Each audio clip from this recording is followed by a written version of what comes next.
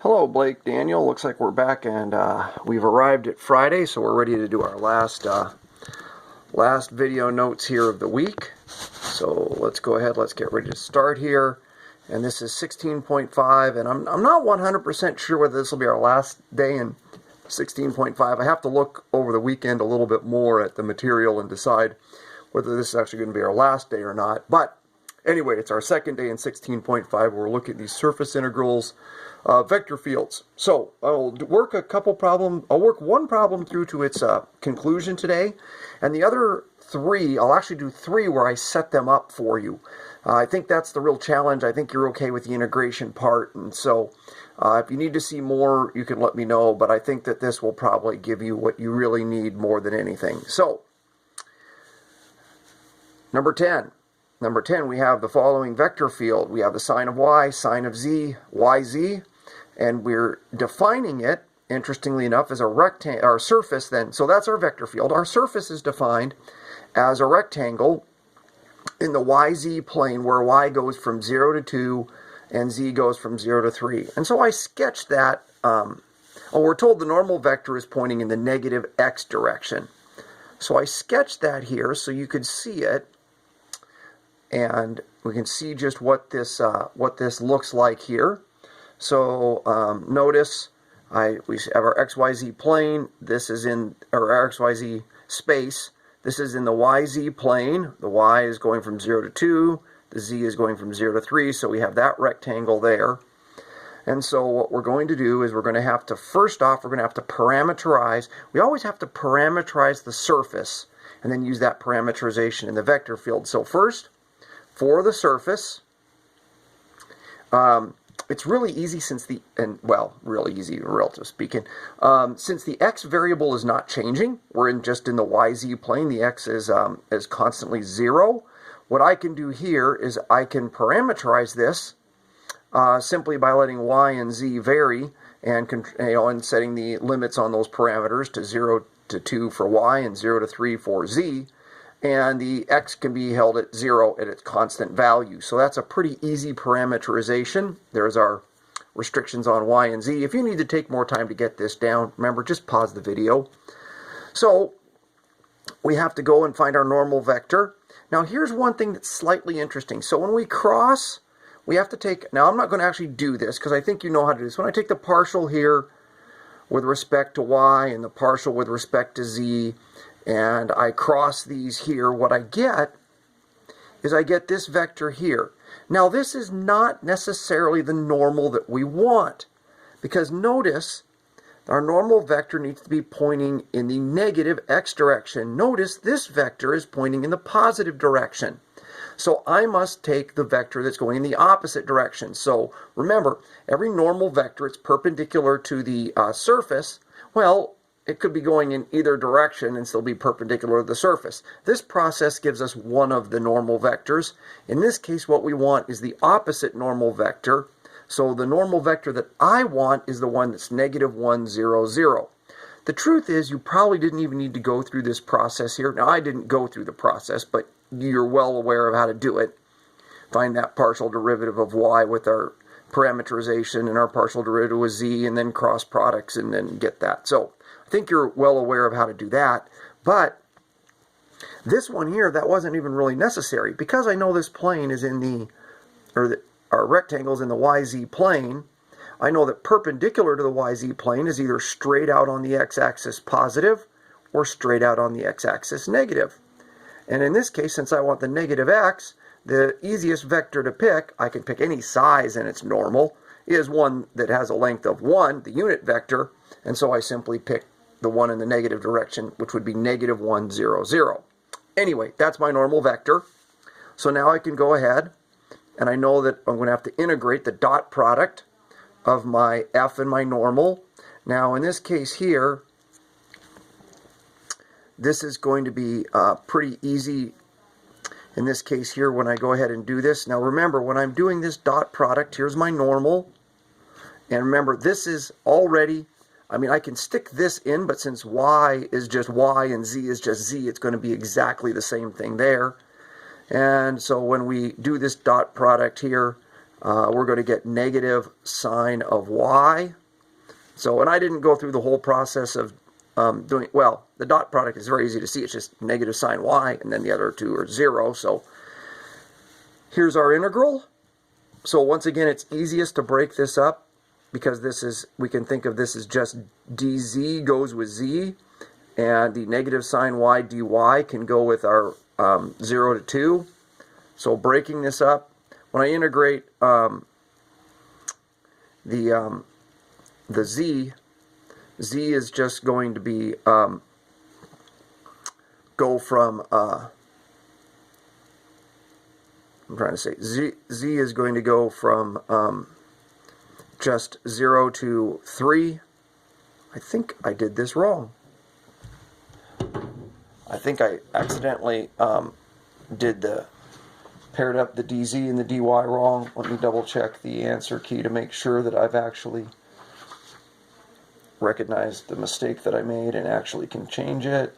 Yes, I did that wrong. So this should be 3. This should be 2. So I was saying it correctly, but then I was looking at my work and I was like, that's not right. So going for z, just integrating dz from 0 to 3, we simply get 3 minus 0, so which is 3 times, and we have to integrate negative sine of y, which becomes cosine of y, and evaluate that from 0 to 2. So this becomes the cosine of 3, sorry, the cosine of 2 minus the cosine of 0, which just becomes 3 times the cosine of 2, and this becomes 1, so that's just minus the value of 3. And that's our answer there. And Hartford doesn't look like it wants to let you see the entire thing here. Let me see if I can get this a little bit higher for you. You can actually see the whole thing. And maybe I'll just see if I can slide this out a little bit. Doing my best to try to get the whole thing in the picture. Okay, well, let's go on to another one. Let's go on to 12. So for 12, we are given the vector field of x, y, e to the z, and it's going to be defined. Our surface is going to be that cylinder, x squared plus y squared equals 4, and we are told that our z value is 1 to 5, and we want an outward pointing vector, normal vector. So let's go ahead, let's see. First off, we need to parameterize this cylinder here. Now we remember that when we express a cylinder, what's going to happen there is normally our formula for cylinder, if we want all the space in between, becomes our r cosine theta, r sine theta, and then our z varies up and down, so we get z. So we actually have 3 variables, r, theta, and z. But in this case, our z for our parameterization here, sorry, I should say our r is held constant. It's just 4. Sorry, our r squared is 4, so our r is 2. So our surface we parameterize, we can just use theta and z. R is not a variable. It's constant. So we see that we've got our r is 2, the square root of that, so we have 2 cosine theta, 2 sine theta, and z varies, but of course we're going to hold it to between 1 and 5. So there's our restrictions on our parameters. Theta goes from 0 to 2 pi, z goes from 1 to 5. Now with that, we need to find our normal vector. So we cross product our tangential partial of theta with z. When we take that cross product, we get this. Now, like I said, I'm not going to go through that whole thing. I think you guys know how to do that just fine. We're going to go to this. If you need more, you can ask me for help on that or whatever. I think you guys understand how to do that just fine. The key is, what's new is figuring out which normal vector we need. And in this case here, notice we're curious. So do we want this one? Or do we want the one when we multiply this by negative? And we get negative 2 cosine theta, negative sine theta, negative 2 sine theta. Well, here's what we do. We check what happens when theta equals 0. So here's a vector we get. We know that our theta is going between 0 and we could check a different value of theta, but let's check theta at 0 would be the easiest. When I do that, notice what I get for a vector.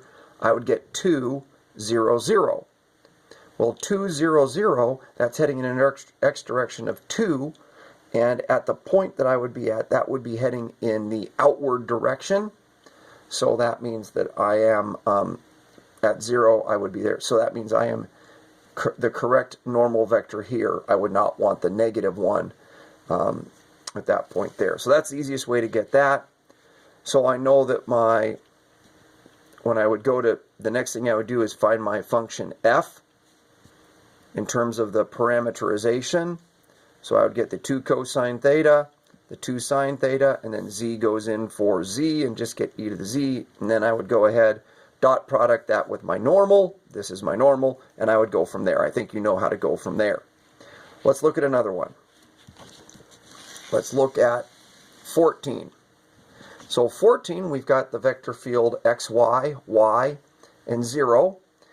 And our surface is the cone. Z squared equals x squared plus y squared.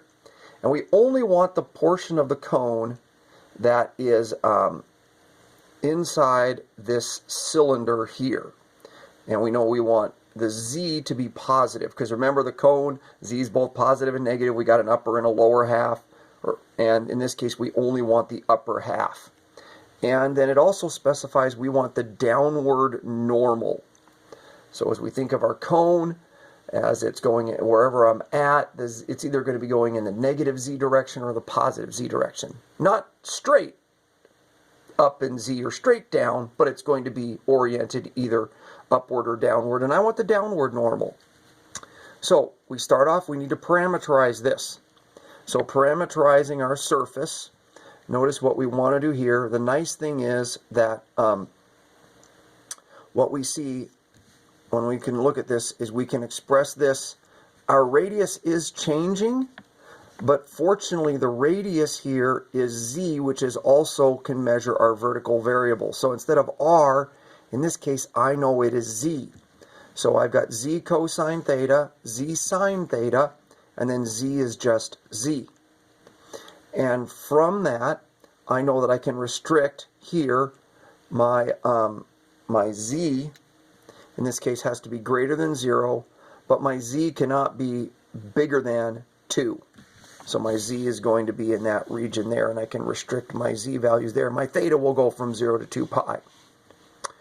So now I look at my cross of my partial tangent vectors to find my normal, and I get this. So once again, I'm not going through the process.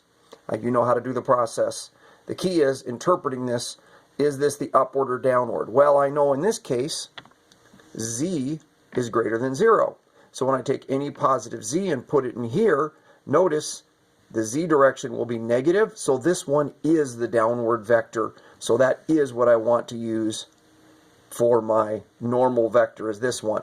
If I wanted it in the upward direction, then I would have wanted negative z cosine theta, negative z sine theta, z.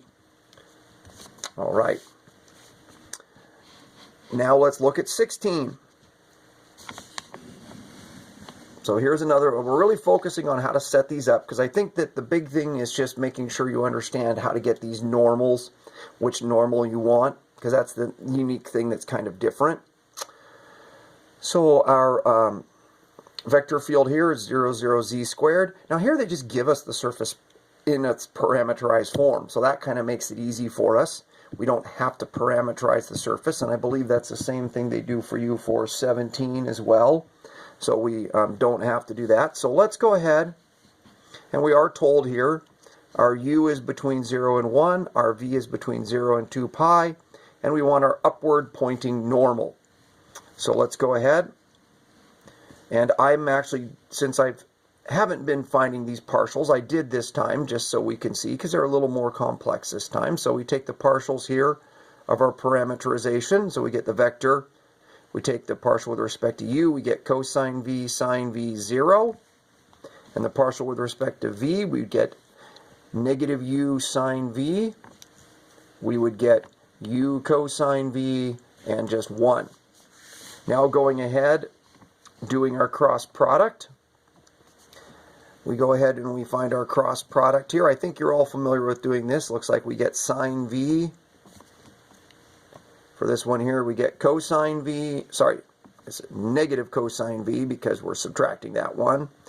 And then finally, for this one here, it looks like we get our u cosine squared v. And then we end up with minus a negative, so it's plus u sine squared v. So that just becomes, factor out the u, and it just becomes u. Now, of course, the question is this the normal vector, or do we want negative sine v, cosine v, negative u? Well, we want the upward normal. And notice upward is determined by this z component. And in this case, it's u. U is always positive. Therefore, this one would point in the upward direction, so it is the normal vector that we want. And here's our integral that we would set up. So I figured I would set up the integral on this one since we hadn't set up integrals very frequently. Let me slide the, I gotta slide the, slide my camera down. So here's my integral setup.